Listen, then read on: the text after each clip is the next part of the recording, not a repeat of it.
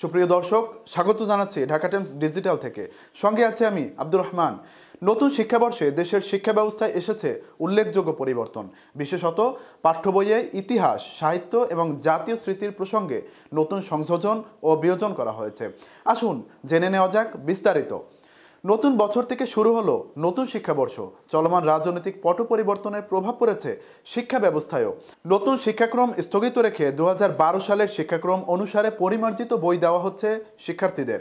এবার 441টি পাঠ্য বই পরিমার্জন করতে কাজ করছেন এনসিটিবির 41 জন বিশেষজ্ঞ।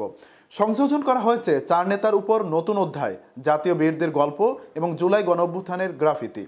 তৃতীয় শ্রেণীর বাংলাদেশ ও বিশ্ব পরিচয় বইয়ে যুক্ত হয়েছে আমাদের 4 নেতা অধ্যায়।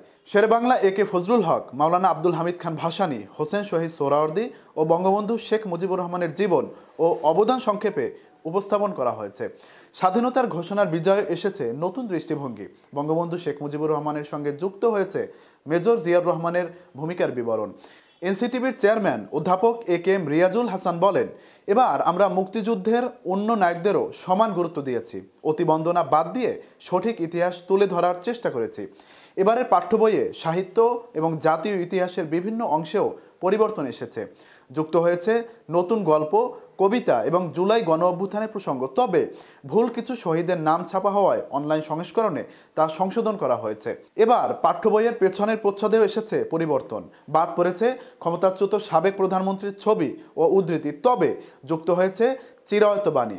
জাতীয় কৃষ্টি, সংস্কৃতি ও মূল্যবোধকে সঠিকভাবে তুলে ধরার এই প্রচেষ্টা শিক্ষার্থীদের মধ্যে ইতিহাসের প্রতি আগ্রহ এবং দায়িত্ববোধ বাড়াবে বলে আশা করা হচ্ছে। দর্শক, এখানেই শেষ করছি আজকের প্রতিবেদন।